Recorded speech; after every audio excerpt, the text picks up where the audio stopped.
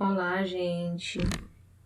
Vamos iniciar nossa primeira aula, certo? Espero que vocês já estejam com caderno, com caneta, para poder colocar as partes mais importantes e as dúvidas para que eu possa estar tirando logo após, tá certo? O mais importante de tudo é que vocês dediquem, assim como eu, um tempo para estar conectado diretamente com a aula, como se fosse uma aula realmente física lá no instituto, que você dedique esse tempo de vocês para estudar, né? É um momento bem difícil, mas a gente não pode parar, como eu já falei anteriormente, tem que dar continuidade e dediquem-se, tá bom? Vamos começar com a primeira aula sobre anatomia e fisiologia do sistema reprodutivo.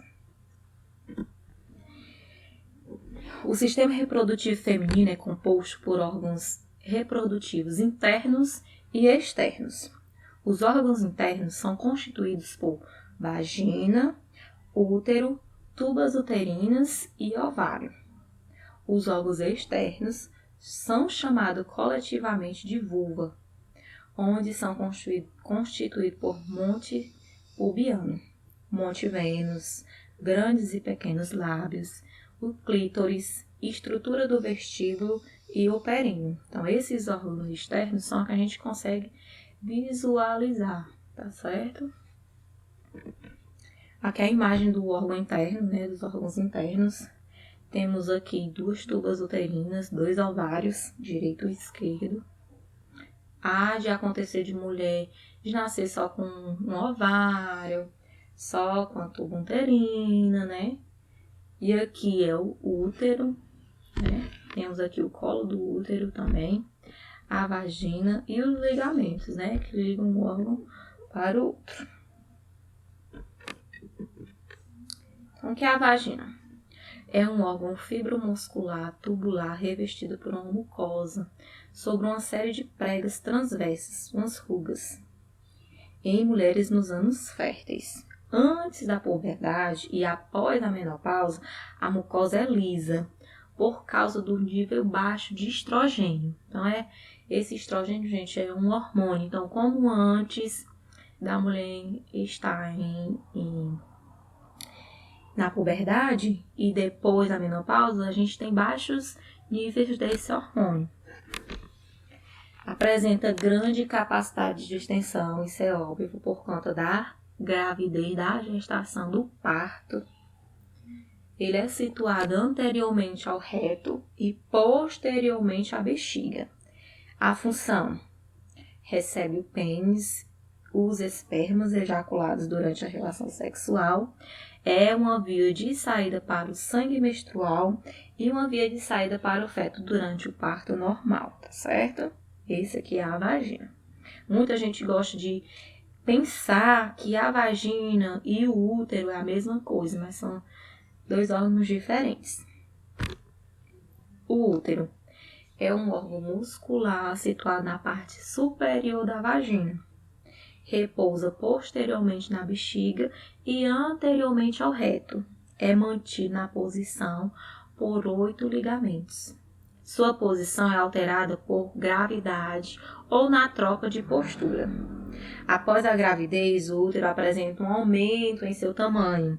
Após a menopausa, ele torna-se menor e sofre atrofia. Então, isso aqui é uma curiosidade, né? Que quando o útero tem um tamanho normal, quando a mulher engravida, claro que ele vai crescer um pouco, né? Mas depois ele volta a um tamanho, mas não o mesmo tamanho que era antes. E na menopausa, devido aos baixos níveis de hormônio, né? Como a mulher não engravida mais, ele tende a ficar menor e assim se atrofiar. Qual é a função? É o local da menstruação, onde fica implantado o ovo fertilizado e onde ocorre o desenvolvimento do feto durante a gravidez. Então, o feto, o bebê, fica dentro do útero. Ele é composto por 3 camadas: o endométrio, que é a camada mais interna, o miométrio, que é a camada média, e o perimétrio, que é a camada mais serosa externa, que recobre todo o corpo do útero. É dividido em fundo, corpo e sepse, que é a mesma coisa de colo, tá certo? É composto por tecido conjuntivo fibroso, sendo recoberto por uma camada firme e lisa. Apresenta uma abertura central visível, que é o orifício externo. Em pacientes nulíparas, gente, o que é nulíparas? É mulheres que nunca engravidaram, tá certo? O orifício com uma pequena abertura oval irregular. Já em mulheres que já pariram, o orifício tem uma aparência de uma fenda transversal. O canal da sepse é revestido por glândulas secretoras de muco, o qual é impenetrável os espermatozoides, exceto na ovulação, onde a consistência do muco muda e permite a fertilização. O muco é capaz de acomodar os espermatozoides vivos durante 2 a 3 dias. Então, a gente consegue perceber esse muco quando a gente está no período fértil, né? Que é aquele mais branquinho, como se fosse uma clara de ovo, bem consistente. O corpo é o órgão muscular que aumenta de tamanho para conter o feto durante a gestação. Revestido internamente pelo endométrio, onde este sofre as influências cíclicas hormonais secretadas pelos ovários.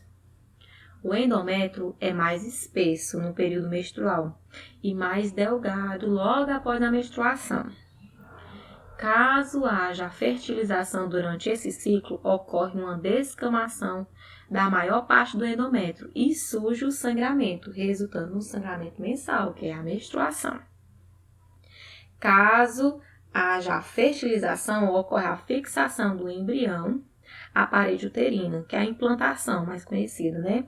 Assim, a menstruação é interrompida por 40 dias. As trompas uterinas, né, são estruturas tubulares bilaterais que emergem do corpo uterino e estende-se lateralmente até a margem livre do ligamento largo, ficando em contato com o polo superior dos ovários, dividida em seguintes porções: intersticial ou intramural, istmica, ampular ou infundibular, certo?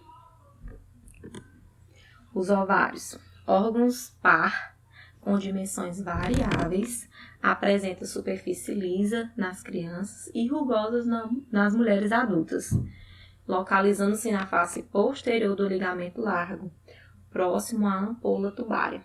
São mantidas em suas posições por meio de vários ligamentos no útero sacro. São produtores dos óvulos que secretam ciclicamente os hormônios femininos, o estrogênio e a progesterona. Após o amadurecimento do óvulo, este é direcionado para as tubas uterinas. Né? Você vê que o ovário é que vai produzir o óvulo, e quando ele é fecundado, ele muda, ele sai das trompas do ovário e vai até o útero, tá certo? Aqui é a imagem do órgão externo. É que toda mulher é importante conhecer, ver a nossa anatomia, se está faltando alguma coisa, se tem alguma coisa a mais, né? É muito importante que nós mulheres conheçam o nosso corpo. E cada partezinha aí tem uma função. Aqui vocês podem identificar o clítoris, os montes pubianos, que é os pelos, né, como forma de proteção.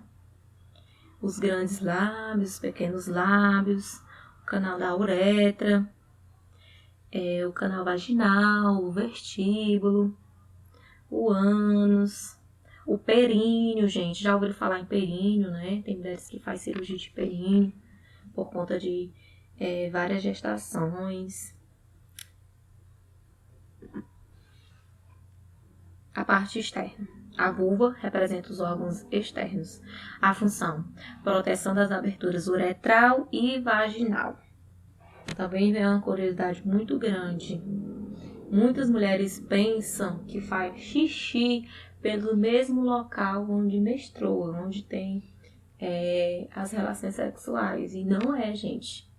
Tem a uretra, que é para fazer xixi, e tem a vagina. São locais com funções diferentes, tá certo? Atua no prazer feminino, onde tem mais sensibilidade. Composição: monte pubiano, grandes e pequenos lábios, o clítoris, estruturas do vestíbulo e o períneo. O monte pubiano, né, o monte Vênus, região coberta de pelos em forma triangular, que representa um acúmulo de gordura localizado anteriormente à síntese púbica. Função: proteção da síntese pubiana na relação sexual. Pregas, né, ou os lábios, os grandes e pequenos lábios, né? Os grandes lábios são pregas cutâneas ricas em tecido adiposo, recobertas de pele e pelos. Apresenta as glândulas sudoríparas e sebáceas. Função: proteção da abertura vaginal. Os pequenos lábios são pregas cutâneas finas e pigmentadas, ricas em vasos sanguíneos. A função: lubrificação da vulva em resposta ao estímulo, tá certo? É a fenda vulvar. A gente tem o vestíbulo, que é os orifícios da uretra, da vagina e das glândulas acessórias.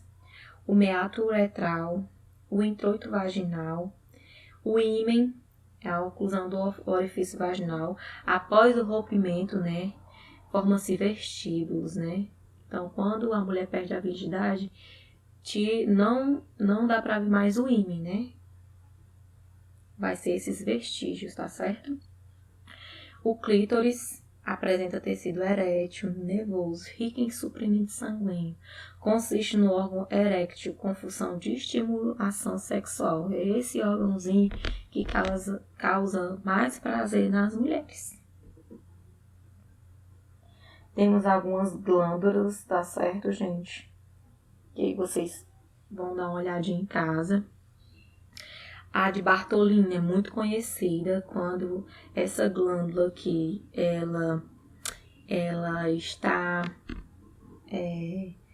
com alguma deficiência, ela causa muita dor na mulher e fica com edema, fica com inchaço. E aí precisa fazer uma drenagem, porque o local que é secretado, essa lubrificação, ele entope. Aí precisa fazer essa drenagem, como se fosse uma pequena cirurgia, para que a mulher alivie a dor e o edema, tá certo? Tem um períneo. Muitas mulheres fizeram muita cirurgia. Eu já vi muitas mulheres fazer cirurgia de períneo por conta de várias paridades, várias gravidez, tá certo? É localizada entre a vulva e o ânus, região que pode ser submetida à episiotomia. A incisão que visa proporcionar mais espaço, né? Quando eu tenho parto, o bebê é muito grande para o canal vaginal e não está descendo, usa-se a episiotomia, que é um corte. E é justamente nesse local, tá certo? O risco da episiotomia, o desconforto pós-parto, o traumatismo perineal e a incontinência fecal. Então, as mulheres às vezes não conseguem segurar o cocô por conta desse corte. É um trauma para uma mulher, né? Ter que fazer um corte desse durante um parto, porque fica traumatizada e corre vários riscos como esses aqui. Aproveite bem as pequenas coisas. Algum dia você vai saber que elas eram grandes, né, gente? Muito importante essa mensagem. Espero que vocês se dediquem, tá certo? Que aí foi só um pequeno resumo da anatomia e da fisiologia dos órgãos genitais femininos. E vamos mais adiante para outra aula.